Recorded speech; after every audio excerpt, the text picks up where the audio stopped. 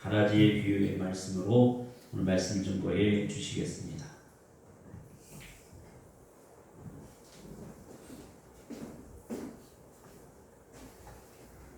예수님께서 우리가 흔히 씨 뿌리는 비유라고 하시는 천국에 대한 첫 번째 비유를 말씀하시고 또다시 이 비유를 주셨는데 제자들이 주님께 와서 한마디로 그 비유를 가라지의 비유라면서 가라지의 비유를 설명을 해 달라고 합니다.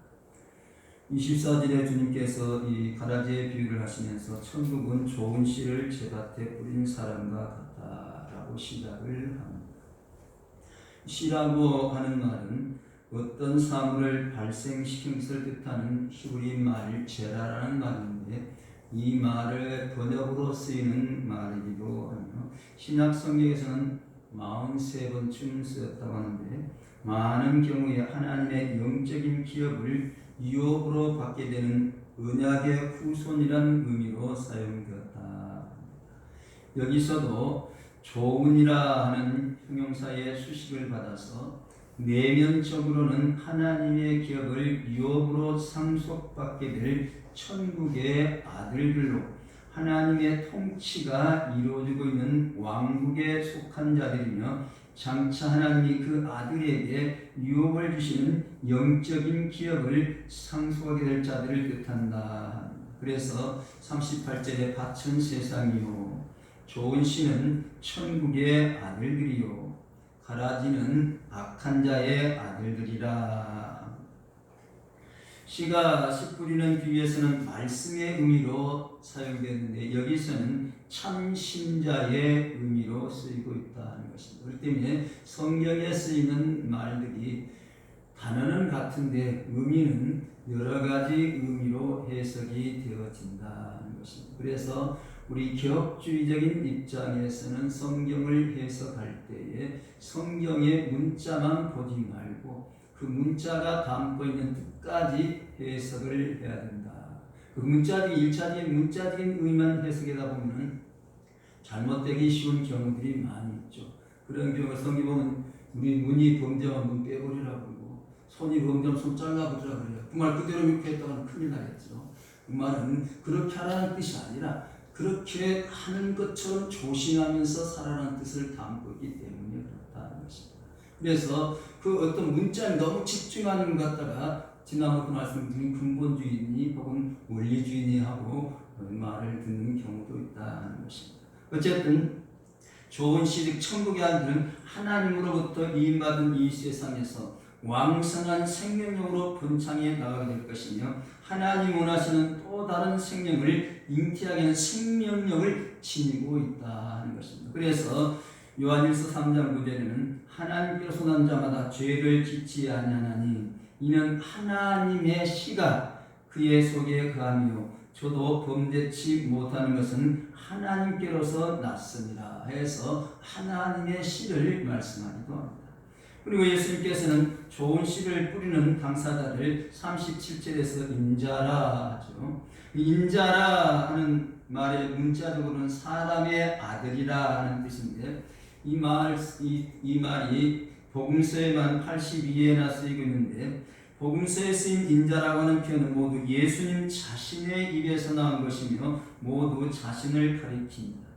그런데 여기에서는 성부 하나님의 임을 받아 이 세상에서 마땅히 수행해야 할 사명을 감당하는 그리스도를 뜻하는 용법으로 쓰였다는 것입니다. 예수님의 사명은 십자가의 죽으심으로 죄인들을 대속하시는 것만 아니라 천국의 아들들을 이 세상 적재적소에 뿌려서 하나님 나라를 확장시키는 것까지 포함된다는 것입니다. 그러한 주님의 능력은 심지어 그를 심히 반대하고 박해하던 사울까지 변화시켜 바울로 만드시고 복음을 전하기 위해서 자신의 생명조차 아까워하지 않은 사람을 만들고 전력 투구하게 만들었다는 것입니다. 어쩌면 우리 가운데도 이 사울과 같이 지난날에는 사울이었는데 지금은 바울이 되어서 생명 바치면서 하나님의 힘쓰면서 이 자리에 함께하게 된 줄로 믿습니다. 아멘. 제 밭이라 하셨는데 이 말은 이 세상 혹은 이 세상의 모든 사람이 하나님의 소유라 하는 것을 보여줍니다. 즉 하나님께서 친히 창조하신 이 세상과 더불어 자신의 형상대로 지음받은 인간은 원천적으로 하나님의 것일 뿐만 아니라 현상적으로도 하나님의 것이라 하는 것입니다. 그래서 하나님께서는 지금도 여전히 이 세상을 가꾸시며 인간을 자신의 섭리하에 두신다. 그래서 하나님의 한 모습을 섭리하시는 하나님이시다. 38절에서 밭은 세상이라 하셨는데 그러므로 밭은 영적인 이스라엘 교회뿐만 아니라 교회가 복음을 들고 나갈 세상 전체까지를 포함한다 하는 것입니다. 그래서 25절에 가라지에 대해서 말씀하시죠. 사람들이 잘 때에 그 원수가 와서 곡식 가운데 가라지를 덧뿌리고 갔더니 씨 뿌리는 자가 가라지를 뿌린 것이 아니고 다른 존재가 씨를 뿌렸다, 가라지를 뿌렸다는 것입니다. 근데 그때를 잘 때에라고 합니다. 이 잘 때라는 말은 농부가 태만하거나 열심히 노력하지 않는다 그런 뜻이 아니고 원수가 농구 모르게 슬그머니 악행을 저지를 수 있는 조로의 기회였다는 것을 뜻하는 것입니다. 사실 악한 어둠의 세력은 주로 사람들이 일하지 않고 경계하지도 않는 평화와 안식의 시간이라 할 수 있는 밤에 주로 활동을 합니다. 그래서 그들을 어둠의 존재다 하기도 하고 어둠의 자식이라 하기도 하죠. 여기 농부 원수도 농부가 휴식을 취하고 있는 밤에 몰래 들어와서 악한 씨앗을 뿌리고 갔다는 것입니다. 당시 로마 나라 가운데서는 보복을 하기 위해서 상대방의 밭에 가라지와 같은 잡초들을 뿌리는 행위를 법으로 금지까지 했다 하기도 합니다. 이렇게 뿌린 자를 그 원수라 합니다. 그라는 말은 그의 라는 뜻으로 그 원수가 좋은 씨를 뿌린 사람 즉 인자이신 예수님의 원수고 마귀라 합니다. 그래서 39절에 가라지를 심은 원수는 마귀요 라고 합니다.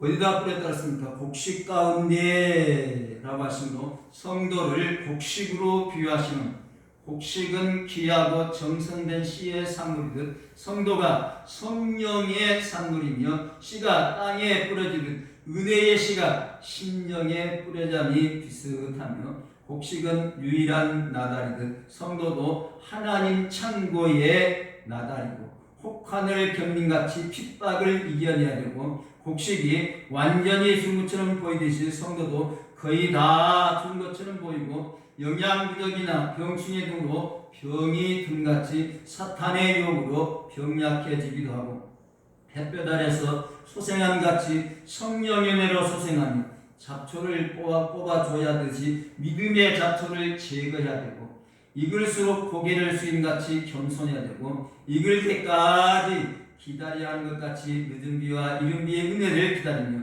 익으면은 곡간의 드림같이 천국 곡간에 알고시며 씨앗이 바라기 하여 죽어야하듯이 자신이 죽어야만 새 생명을 산출하기 때문에 이렇게 표현을 했다 하기도 합니다. 근데 반대로 가라지는 성장기간에는 밀과 닮아 보이지만 그 나달에는 독소를 품고 있는 독보리를 가리키는 말이라며 이 독보리의 일종인 가라지를 가짜 밀이라 하기도 한다는 것입니다. 싹의 모습이 밀이나 보리와 아주 흡사하며 그 밀과 보리 사이에 자라는데 나달만 약간 거무스름하지 쉽게 분별하기가 힘들며 실제로 이삭이 펴기까지는 얼른 식별하기 어렵다. 그래서 잘못해서 그를 먹게 되면 급한 설사나 굴뚝하지 않은 증상이 나타나기도 하고 심한 경우에는 목숨을 잃기도 한다. 그래서 독보리의 나라의 검은 것을 보고 농부가 그 줄기를 잡아 뽑게 되면 그 뿌리가 밀의 뿌리와 엉켜 있어서 옆에 있는 줄기까지 곡식 줄기까지 따라 뽑기 때문에 경험이 많은 농부들은 추수 때까지 그 독보리를 그냥 놓아둔다 하기도 합니다. 그래서 이 가라지를 여기서는 복수로 우리는 그냥 가라졌으니까 단순처럼 보이지만 원문은 독수로 사용해서 마귀가 독불을 많이 뿌렸다 하는 것을 암시합니다. 우리나라에서 나는 이런 종류가 이스라엘 것과 똑같은 거는 모르겠습니다만 우리도 보면 피 같은 것도 보면 많이 자라죠. 논에 따라 다른다면 자라는 거는 엄청 많이 자라죠. 벼에 나는 피는 이 독보리와 다르거든요. 보리밭에 나는 휘보리 같은 것들 보면 이렇게 한 것도 좀 우리과 같은 거는 좀 다르지만 그것도 보면 있는 밭은 수없이 자라죠. 하여튼 많이 뿌렸다 하는 걸 나타낸다는 것입니다. 그런데 예수님이 가라지를 설명하시면서 38절에서 밭은 세상이요 좋은 씨는 천국의 아들들이요 가라지는 악한 자의 아들들이라 설명을 하죠. 저들은 사람들을 의의 자리에서 넘어지게 하는 자며 불법과 부정을 행하는 자들이라. 그래서 41절에 인자가 그 천사들을 보내리니 저희가 그날에서 모든 넘어지게 하는 것과 또 불법을 행하는 자들을 거두어 내겠다라고 하죠. 이러한 가라지의 특성은 위장성이다. 싹이 난 풀부터 결실을 거둘 때까지 잘 눈에 띄지 않는다는 것입니다. 위장을 그만큼 잘한다는 거죠. 마찬가지로 이 세상 끝이 올 때까지 성도들과 잘 분간되지 않도록 위장되어 있는 악한 자들도 가라지와 같다. 저 사람이 교인인지 악한 자인지 우리 눈으로는 잘 보지 못해요. 그런가 하면 잠복성이 있다 그러면 이삭이 나오기까지는 평상시에는 곡식과 그 모양이 같아서 일단 이삭이 표면서부터 알곡하고 완전한 차이를 드러내기 때문에 잠복 기간이 길다는 것입니다. 지금 우한 갔다 온 사람이 우한성이 있는데 신종 폐렴 때문에 문제가 되는데 잠복기가 벌써 2주가 된다 그랬죠. 하여튼 이 가라지도 그렇다는 것입니다. 그래서 평소에는 잠복이 있다가 결정적인 순간에 그 감춰진 마각을 드러내고 알곡에 해를 끼친다는 것입니다. 그러니까 해독성이 있어서 알곡뿐만 아니라 사람에게까지 아까 말씀드린 구토나 설설하기도 하고 생명까지 빼앗는 그런 독소적인 요소도 함께하고 있다는 것입니다.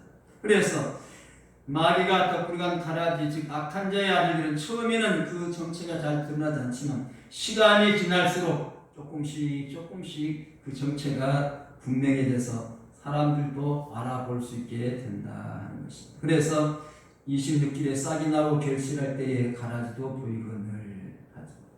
결실하다라는 말을 지금 그것이 이삭 혹은 열매를 만들다라는 뜻으로 24절에 좋은 씨라 하는 말과 같은 뜻입니다. 그래서 좋은 씨가 그 속에 잉태하고 있던 생명으로 말미암아 좋은 이삭을 막 맺기 시작할 때에 가라지는 그 좋은 씨가 맺은 이삭과는 다른 이삭을 맺게 된다는 것입니다. 그러므로 농부들은 줄기 끝에 맺혀 있는 이삭을 보고 가라지를 구별하게 된다는 것입니다.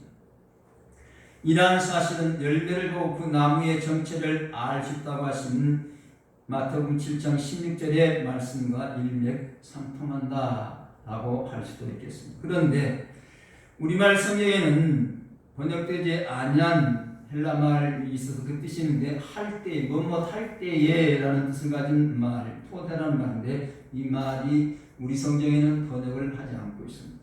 이 말은 시간의 의미를 나타내는데 여기서도 역시 시간을 나타내는 접속사로 시작이 되기 때문에 굳이 이 말을 또 쓸 필요가 없음에도 불구하고 다시 쓴 것은 이제 헬라어 문법이나 이런 데서는 강조용법이라고 합니다. 어떤 것을 강조하기 위해서는 안 써도 될 말을 다시 쓴 경우 여기서도 같은 면에서 이삭이 펴는 그때를 강조하면서 원문에는 써졌는데 우리 말을 번역할 때는 이 말은 번역해도 관조도 돼서 번역한 사람이 번역을 안 하고 있다는 것입니다. 좋은 곡식이나 나쁜 곡식이나 것들이 이삭을 맺기 전까지는 자기의 정체가 분명히 드러났지만 일단 이삭을 맺게 되면 자기가 원치 않아도 그 정체를 스스로 드러내게 된다는 것입니다. 그래서 집주인의 종들이 와서 말하되 주여 밭에 좋은 씨를 심지 아니하니까 그러면 가라지가 어디서 생겼나이까 27절에서 말씀합니다. 어디서라는 말은 근원을 캐는 말로서 어떤 장소로부터라는 뜻과 어떤 사람이나 존재로부터라는 의미까지 포함하는 말이라 합니다. 여기서 어디서는 곡식밭에 가라지를 덧뿌린 원형을 가리키므로 장소의 의미보다는 누가 이렇게 했으니까 라는 뜻이 강하다는 것입니다.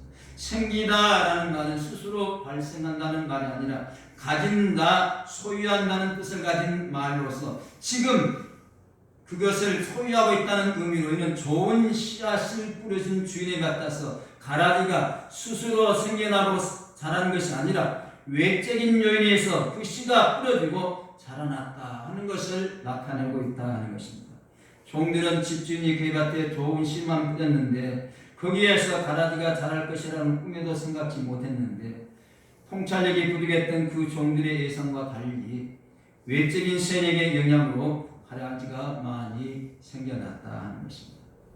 오늘날 믿음의 사람들도 이 땅에 임한 하나님의 나라에 또는 교회 안에 어떻게 해서 사악한 무리들이 그것이 존재하고 있을까 하고 의문을 하기도 한다는 것입니다. 요즘 그래서 교회들마다 그런 사람들 들어오지 말라고 신천지 아웃하고 그런 당신들 들어오지 마시오. 우리가 잘 모르니까 아예 붙여놨는데 들어왔으면 나중에 우리 안 간다고 해서 들어왔으니 당신 책임이요. 나중에 법적인 문제가 걸렸을 때 해결하기 위해서 이제 그런 방법까지 쓰고 있다는 것입니다.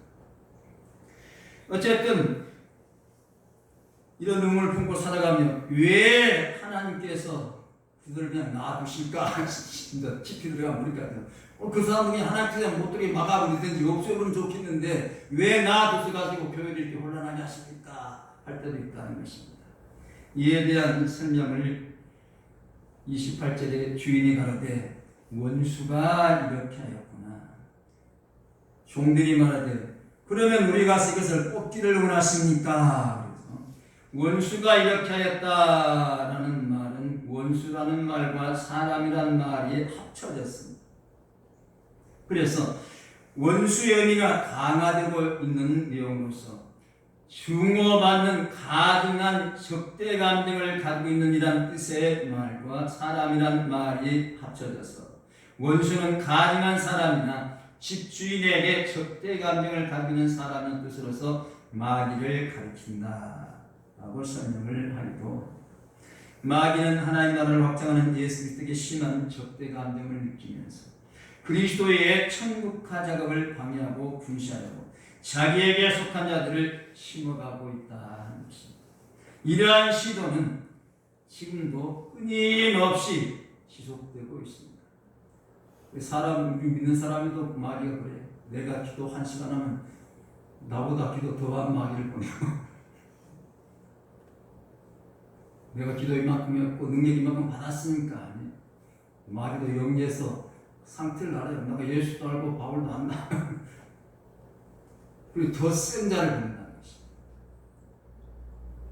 뽑는다라는 말은 신약성경에 8번쯤 쓰는데 긁어 모은다는 뜻도 함께 합니다. 그래서 그릇에 담다는 뜻도 있습니다. 열매를 딴다라는 의미로 사용했습니다. 그래서 가라지의 윗부분을 잡고 긁어 먹듯이 훑는다. 우리말로 하는 소문에서는 훑는다. 그래서 옛날 벼 이상만 곤란은 훑치기라 그러죠. 훑어낸다는 뜻 같은 그런 뜻입니다. 이러한 의미를 다시 하면 그럼 우리 가서 그것을 훑기를 원하십니까? 훑어버릴까요? 그런 뜻입니다. 그래서 주인의 의지보다 종들 자신들의 의지가 더 강하게 드러나 있는 표현입니다. 이를 갖다 유도성인 질문, 우리가 주님께 그렇게 하면 주님께서 허락하실 건가? 하고 이렇게 물어보는 것입니다. 그래서 예상치 못한 가라지가 곳곳에 나 있는 걸 보고 당장 훑어버렸으면 뽑아버렸으면 좋겠다는 마음이 강해요. 우리 사람들의 생각이 그래 조급해가지고 당장 어떤 일을 그냥 했으면 좋겠다 하는 감정들이 앞설 때가 많다는 것입니다. 근데 주인은 뭐라고 하죠? 가만두어라.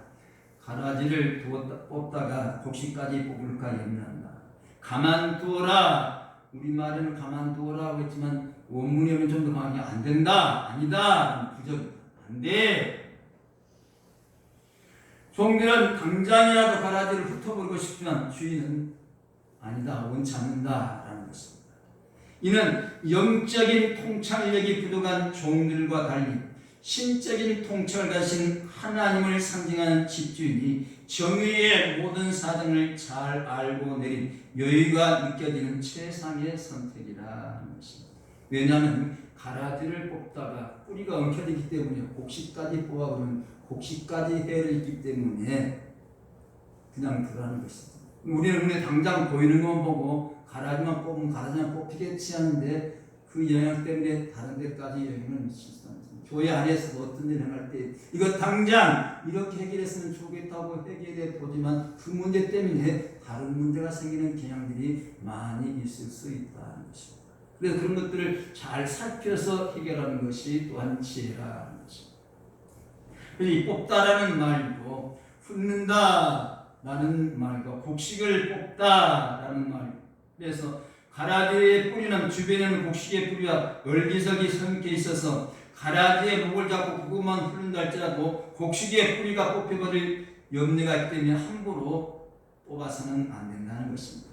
이제 갓 이삭이 맺히기 시작한 시대이기 때문에 가라지와 함께 뽑혀나온 설익은 곡식이 완전히 익지 못하면 못 쓰죠. 우리 조금 잘 보면 돼서 곡식 이렇게 가보면 이게 열매 주머니가 있는데 보면 집어보면 좀 딱딱하게 이렇게 좀 어느 정도 열매가 있었다는 것이고, 그렇지 못하면 말랑말랑 해서 그냥 빈껍데기 뿐인 것이고, 조금 데피면 이제 슬기 시작하는 것이고, 그럴 때 구하고는 곡식 뽑으면 그 곡식은 식탁에 오를 수가 없는 것이 되고 많은 거죠. 좋은 시에 기대되는 알곡으로서의 사명을 감당하지 못하기 때문에 그 곡식을 알곡을 상하지 않도록 참나둔다, 기다려준다는 것입니다. 그래서 뭐라고 하죠? 30절에 둘 다 추수 때까지 함께 자라게 도라. 추수 때에 내가 추수꾼들에게 말하기를 가라지는 먼저 거두어 불사르게 강으로 묻고 곡식은 모아 내 곡간에 넣으라 하리라 하십니다. 추수로 표현되는 종말적인 심판의 날까지 악한 자의 아들들과 천국의 아들들이 공존할 것이다 하는 사실과 더불어서 종들이 가라지를 뽑아버리를 원하는지는 주인에게 물으면 그때는 아직 악한 자의 아들과 천국의 아들 완전하게 분리될 종말론적인 심판의 날이 아니다라는 것을 보여준다는 것입니다. 기독교의 역사는 처음은 창조요, 마지막은 심판입니다. 창조하신 하나님께서 마지막에는 심판하신다는 것입니다. 지금 그래서 심판을 향해서 나아가고 있는데 아직 심판의 때가 이르지 않았다는 것입니다. 때라는 말은 시간에 있어서 결정적인 순간을 있다면 그 순간은 하나님에 의해서 결정이 되는 것입니다. 우리가 원한다고 되는 것이 아니고 하나님께서 정하신 때가 되어야만 된다는 것입니다. 아멘. 세상 끝 종말론이 심판하는 건 마찬가지입니다. 그때 또 역시 하나님에 의해서 결정되며 하나님께서 이 세상을 심판이 끝날 그때까지 기고만장하게 번성하게 자라온 가라지는 결국은 거두어서 묶어지고 불살라지게 된다는 것입니다. 이런 비유를 설명하면서 추수 때를 세상 끝이라 그러죠. 추수 때는 그 추수지만 추수 자체가 세상 끝에 있을 종말론적인 심판의 날을 가리키고, 끝이라는 것은 공간적인 장소의 끝부분이 아니라 시간적인 의미의 채움이 목적한 바를 완성하고 완료하는 뜻의 끝을 가리키는 말로서 성경에 신약성에 한 6번 이런 의미로 사용이 되고 있다는 것입니다. 뿌려진 씨앗이 추수 때가 이른 것과 마찬가지로 천국 아들과 악한 자들이 모두 심겨지고 그들이 자기들의 과업을 완성해서 유업을 상속할 때까지는 세상의 종국도 이르게 된다는 것입니다. 그때에 천국의 아들들은 아버지 나라를 상속하여서 해와 같이 빛나게 될 것이지만 악한 자의 아들들은 마귀가 가는 지옥을 유업으로 받아서 그 풀무 속에서 이를 갈며 고통하게 될 것이라는 것입니다. 그때의 추수꾼을 천사들이라 그러죠. 39절에 가라지를 심은 원수는 마귀요 추수 때는 세상 끝이요 추수꾼은 천사들이니. 49절 50절에서도 이 세상 끝에도 이러하리라. 천사들이 와서 의인 중에서 악인을 갈라내어 풀무불에 던져넣으리니 거기서 울며 이를 갈미 있으리라. 천사는 하나님의 뜻을 수행하는 일과 여러 가지로 쓰임을 받는데 여기서는 특별히 심판과 관계되고 있다는 것입니다. 심판과 관계된 천사의 사역을 보면 심판의 수종자로서 심판을 경고하려 하지만 직접 증거를 집행하는 경우도 있다는 것입니다. 그래서 사람들은 이제 헤롯이 하나님의 말씀 거역하다가 충이 먹어 죽으리라, 그 부분을 여기에 적용을 하는 경우도 있기도 합니다. 거둔다라는 것은 가라지를 뽑다라는 말로 번역된 말이기도 한데 곡식단을 잡아 풀른다는 뜻인데 수수 때 가라지 붙을 때 얽힌 뿌리로 인해서 곡식이 거기에 딸려온다 할지라도 곡식의 알곡도 다 익었기 때문에 손해를 입지 않기 때문에 상관이 없다. 그래서 먼저 거두어 단으로 묶어 불사른다 했습니다. 마태복음 13장 41절에서 인자가 그 천사들을 보내리니 저희가 그 나라에서 모든 넘어지게 하는 것과 또 불법을 행하는 자를 거두어 내어 먼저 그들을 거두어 낸다. 그런가 하면 계시록 20장 2절 3절 용을 잡으니 곧 옛뱀이요 마귀요 사단이라 잡아 1천년 동안 결박하여 무정이에 던져 잠그고 거두어서 묶는 결박이 있다는 것입니다. 그래서 이렇게 한 것들은 어떻게 하겠습니까? 불사르기 위해서라 그렇죠. 불사른다는 것은 주님 오신 다시 오신 중에 있을 최후의 대심판을 상징하는데 악인이 지옥불에 던져지게 되어 거기서 영원토록 있게 될 것을 보여줍니다. 그래서 계시록 20장 10절에 저희를 미혹하는 마귀가 불과 유황 못에 던져지니 거기는 그 짐승과 거짓 선자에서 밤새새도록 밤낮 괴로움을 받으리라. 계시록 21장 8절에서도 두려워하는 자들과 믿지 않는 자들과 흉악한 자들과 살인자들과 행음자들과 술객들과 우상숭배들 모든 거짓말하는 자들은 불과 영으로 탄 못에 참여하리니 이것이 둘째 사망이라. 마태복음 13장 풀무불에 던져 넣으리니 거기서 울며 이를 갈미 있으리라. 세상의 심판자가 오시기 전까지는 그의 왕국에서 천국의 아들과 뒤엉켜 존재하며 활개쳤던 악한 자의 아들들이 심판의 날에는 천국의 아들로부터 완전히 구분되어서 영원히 타오르는 풀무속에 던짐을 당할 것이고 그 안에서 그들은 몸서리치는 것 이상의 고통을 당하게 될 것이라. 반대로 곡식은 어떻게 한다고 합니까? 내 곡간에 넣으리라. 곡간이란 일을 가리키는 말과 쌓는다는 뜻의 말이 합쳐진 말로서 물건을 넣어두는 창고나 곡식을 쌓아두는 곡간입니다. 그래서 예수님께서 다시 오셔서 하나님의 계명을 지키는 자와 함께 그것을 완전한 처소고 하늘에 예배되신 하나님의 집으로 의인된 성도들만이 들어가기를 허락받는 곳이 여기서 말하는 곡간과 같다. 알곡이 충실해지는 수수께끼는 알곡은 절대 버리지 않고 곡간에 모아지게 됩니다. 이를 설명하면서 43절에서 뭐라고 하죠? 그때의 의인들은 자기 아버지 나라에서 해와 같이 빛나리라. 그때는 정말로 주인 심판이 있는 날이고 악인들은 푸른 속에 슬픔이 이르가고 있는 때입니다. 그때로 연결된 앞절과 이 구절을 살펴본다면 최후의 종말의 날에 분명한 분리가 이루어지게 됨을 명백하게 보여주는데 그 분리는 영원히 합쳐질 수가 없다는 것입니다. 나눠지면은 안 된다는 것입니다. 열천의 부에서 문이 닫혀버리면은 들어갈 수 없듯이 천국과 지옥으로 나눠지면은 다시는 합쳐질 수가 없다는 것입니다. 의인들은 법적인 용어로서 하나님의 의로우신 판단에 의해서 의롭다고 인정받은 자들. 이들은 예수 그리스도의 되시는 천국의 아들로서 알곡을 맺은 자들이라는 것입니다. 그래서 최후 종말의 날에 모두 해와 같이 빛난다 하는 말은 내부에서 밖으로라는 뜻을 가진 말과 밝은 빛이 빛나다, 그래서 사물을 비추다 라는 뜻인 말에서 와서 내부에서 밖으로 빛을 발산한다는 의미입니다. 그러므로 마지막 날 의인들은 의인됨을 말미암아 하나님께로부터 부여받은 밝은 빛을 그 내부에서부터 사방으로 뿜어내게 될 것이다. 그와 비슷한 내용들을 포함하는 그림들이 있죠. 성인들 그림들은 둥그런 것이 그려졌죠. 이걸 뭐라 그러죠? 후광이라. 내부에 있는 빛이 드러나는 그걸 갖다가 묘사하는 모습입니다.